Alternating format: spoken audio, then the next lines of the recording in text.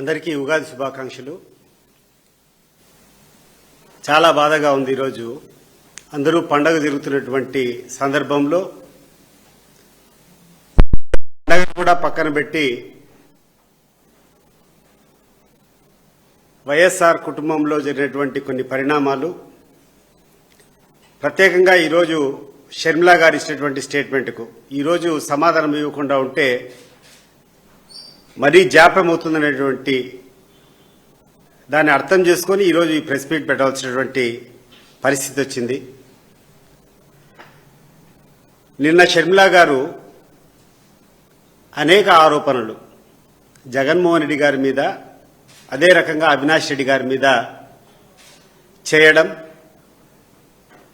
దాంట్లో కూడా ఆయన మాట్లాడుతూ ప్రతి సందర్భంలో అవినాష్ రెడ్డి గారిని, జగన్మోహన్ రెడ్డి గారిని తప్పులు పెడుతూ మీ చేతిలో మీడియా ఉందని చెప్పి, మీ చేతిలో పత్రికలు ఉన్నాయని చెప్పి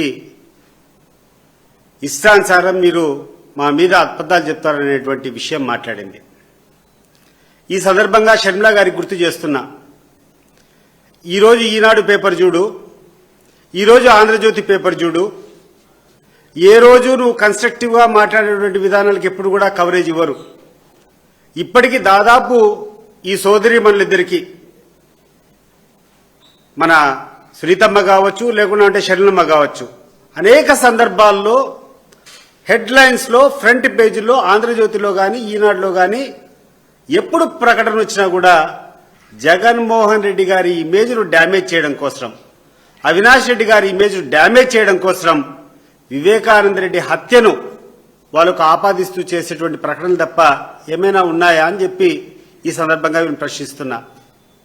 ఏమమ్మా షర్మిలమ్మ, నువ్వు చెప్పు, ఇప్పుడు పత్రికలు నీ పక్కన ఉన్నాయా, పత్రికలు జగన్మోహన్ రెడ్డి వైపు ఉన్నాయా, లేకుంటే వైఎస్ఆర్ కాంగ్రెస్ పార్టీ వైపు ఉన్నాయా? ఇప్పటికీ కొన్ని వందల సార్లు ఈనాడు పేపర్లో హెడ్లైన్స్, ఆంధ్రజ్యోతిలో హెడ్లైన్స్, మీకు కావాల్సినటువంటి ఏబిఎన్ ఆంధ్రజ్యోతిలో, టీవీ5లో ప్రత్యేకమైనటువంటి ప్రసారాలన్నీ మీ ప్రెస్ మీట్ పెడితే వస్తాయి. ఎప్పుడు వస్తాయి? రాజశేఖర రెడ్డి గారి తనయుడు జగన్మోహన్ రెడ్డి గారు మీరు ఎప్పుడు విమర్శిస్తారో వీళ్ళందరూ కూడా పెద్ద ఎత్తున వచ్చి నీ ప్రచారానికి జగన్మోహన్ రెడ్డిని, ఆయన ఇమేజ్ను మసకబారే దానికోసం ప్రయత్నాలు చేస్తున్నారు తప్పితే నువ్వు ఒక కాంగ్రెస్ పార్టీ ప్రెసిడెంట్గా నువ్వు చేసేటువంటి ఏ కార్యక్రమాలైనా వీళ్ళ దగ్గర నుంచి నీకు సపోర్ట్ వచ్చిందా? ఈరోజు షర్మిలమ్మ గారు ఈరోజు ఆలోచన చేయాలా. కాబట్టి తప్పుడు ప్రచారాలను, తప్పుడు మాటలను మానుకోవాలని చెప్పి ఈ సందర్భంగా షర్మిలమ్మ గారికి చెప్తున్నాను. ముఖ్యంగా ఆమె చేసినటువంటి అభియోగాలు ఏ చెల్లెలకు కూడా ఇటువంటి అన్న దొరకకూడదు అని చెప్పి మాట్లాడడం జరిగింది. నేను అడుగుతున్నాను షర్మిలమ్మ గారిని, అమ్మా ఏం తక్కువ చేశాడమ్మా మీ అన్న నీకు? నువ్వేదో మాట్లాడితే విల్లు మా తండ్రి రాసినటువంటి విల్లు అని చెప్తావు. మీ తండ్రి విల్లు రాస్తే మీ తండ్రి విల్లు ఆయన సంపాదించినటువంటి ఆస్తుల మీద ఉంటుంది తప్పితే మీ సోదరుడు సంపాదించినటువంటి ఆస్తుల మీద విల్లు రాసేటువంటి అవకాశం ఎక్కడికైనా తండ్రికి ఉంటుందా? ఒకసారి ఆలోచన చేసి చెప్పాలా. ఎందుకంటే మేమందరం కూడా ఈ సమాజంలో బతుకుతున్నాం. మాకు అక్క చెల్లెళ్ళు ఉండారు, మాకు కూడా కుటుంబాలు ఉన్నాయి, మాకు కూడా అంత ఇంత చట్టాలు తెలుసు. రాజశేఖర రెడ్డి గారి ద్వారా ఏదైనా ఆస్తి సంపాదించింటే ఆ ఆస్తిలో నీకు రావాల్సినటువంటి వాటా వచ్చిందా లేదా అనేటువంటి విషయం ఈరోజు నువ్వు సమాధానం చెప్పాల్సినటువంటి అవసరం ఉంది. నీకు 1995లో నీకు వివాహమైంది. ఆ రోజు నుంచి 30 సంవత్సరాల క్రితం నీకు పెళ్లి అయిపోయినా, రాజశేఖర రెడ్డి గారి కుటుంబంతో నీకు కట్ అయినా కూడా నీకు ఆ రోజు రాజశేఖర రెడ్డి గారు రాసినటువంటి ఆస్తులు, ఆయన విల్లు అంతా ఒకసారి నీకు మళ్ళా ఒకసారి చెప్తున్నాను. హైదరాబాద్ బంజారా హిల్స్లో రోడ్ నెంబర్ 2లో ఇంటిని రాజశేఖర రెడ్డి గారు మీకు ఇచ్చారా లేదా? అదే రకంగా ఇడుపలవాయిలో 51 ఎకరాల భూమి మీకు ఇచ్చారా లేదా? అదే రకంగా 15 మెగావాట్లు SRS hydro project, small hydro project మీకు ఇచ్చారా లేదా? అదే రకంగా స్వస్తి పవర్ హైడ్రో ప్రాజెక్టులో 22.5% షేర్లు మీకు ఇచ్చారా లేదా? విజయవాడలో యువరాజ్ థియేటర్ దాంట్లో 35% వాటా రాజశేఖర రెడ్డి గారికి ఉండేదంతా మీకు ఇచ్చారా లేదా? విజయలక్ష్మి మినరల్స్ అండ్ ట్రేడింగ్లో 100% వాటా మీకు ఇచ్చారా లేదా? ఇంకేం చేస్తాడమ్మా రాజశేఖర రెడ్డి గారు? కొడుకును పక్కన పెట్టి కొడుకు కంటే అత్యధికంగా ఆయనకు సంక్రమించినటువంటి ఆస్తులు కానీ ఆయన సంపాదించినటువంటి ఆస్తులు కానీ అత్యధికంగా నీకే ఇచ్చారు. దానికి పాపం జగన్మోహన్ రెడ్డి ఏ రోజు కూడా అబ్జెక్ట్ చేయలే. సరే చెల్లెలకి ఇస్తే ఇవ్వనీలే, నేను నా సంపాదన నేను సంపాదించుకుంటా అని చెప్పి ఆయన పెళ్ళి అయిన తర్వాత ఆయన కష్టంతో ఆయన యుక్తితో ఆయన మేధస్సుతో ఆయన సంపాదించినటువంటి ఆస్తి నీకు వాటా కావాలని చెప్పి కోరుకుంటున్నావు. దాంట్లో నువ్వు ఆశించినంత ఇవ్వలేదని చెప్పి ఆయన మీద ఈరోజు రోజు పగగట్టుకొని ఎవరైతే ఈ కుటుంబానికి ప్రధాన శత్రువు చంద్రబాబు నాయుడు ఉన్నాడో ఆయనతో చేతులు కలిపి చౌకబారుగా మాట్లాడుతున్నావు. నీకు అర్థం కావడం లేదు తల్లి. చంద్రబాబు నాయుడు గారు నిన్ను ఈ 4 రోజులు ఉపయోగించుకున్న తర్వాత ఒక్కసారి నీలో పస అయిపోయిన తర్వాత నిన్ను తీసుకొని డస్ట్బిన్లో వేయడం ఖాయం. నువ్వు చాలా తప్పుడు వ్యక్తిని నమ్ముకున్నావు. ఈరోజు ఎన్నికల్లో నువ్వు ఖర్చులు పెట్టావు. డబ్బులు ఎవరిచ్చారు? ప్రపంచానికి అంతా తెలుసు. నువ్వు ఎన్నికల్లో ఖర్చు పెట్టినటువంటి ప్రతి పైసా నీకు చంద్రబాబు నాయుడు గారు ఇచ్చిందే.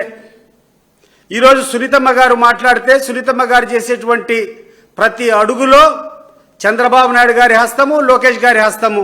వెనకల నుంచి వీళ్ళు నడిపించేటువంటి విధానాన్ని ప్రజలు గమనించలేదనుకుంటున్నారా? మీరేమైనా ప్రజలు ఏమైనా గమనించలేదనుకుంటున్నారా?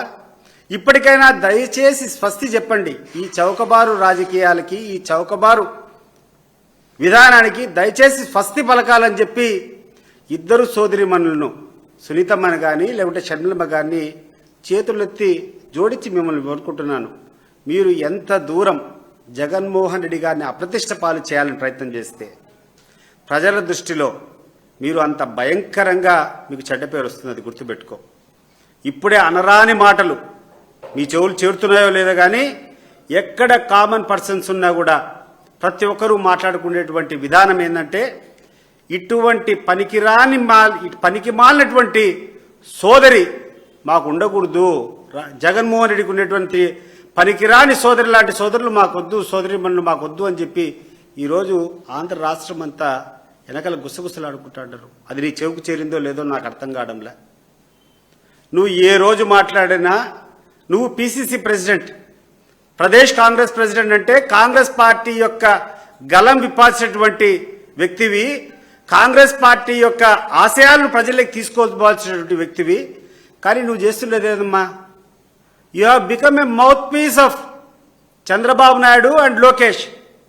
ఏ రోజైతే చంద్రబాబు నాయుడు డిఫెన్సివ్లో పడిపోతాడో, ఏ రోజైతే రాజకీయంగా చంద్రబాబు నాయుడు మాట్లాడలేని పరిస్థితి వస్తుందో ఆ రోజు నిన్ను వాడుకోవడం, నిన్నో లేకుండా ఉంటే సునీతమ్మనో వాడుకోవడం, హెడ్లైన్స్లో ఆంధ్రజ్యోతి లేకుండా ఉంటే Eenadu paper, ABN Andhrajyothi, TV5, ETV ప్రధానంగా బురద జల్లేటువంటి కార్యక్రమం. మహాభారతంలో చదివినాం, భీష్ముని చంపాలంటే అంత గొప్ప వ్యక్తిని చంపాలంటే ఎవరి చేత కాల. దానికోసం ఆయన చంపేదానికోసము అర్జునుడు ఒక వ్యక్తిని, నేను చెప్పకూడదు ఆ పేరు, తీసుకొని వచ్చి పక్కన పెట్టుకున్నాడు. అట్లా చంద్రబాబు నాయుడు గారు కూడా ఈరోజు యుద్ధం చేయలేక జగన్మోహన్ రెడ్డితో మీ యొక్క బొమ్మలను పక్కన పెట్టుకొని మీరైతే ఆయన ఏమనని చెప్పి ఈరోజు ఈ రకమైనటువంటి పరిస్థితులు వస్తున్నాయి. అది మీరు గమనిస్తున్నారో లేదో.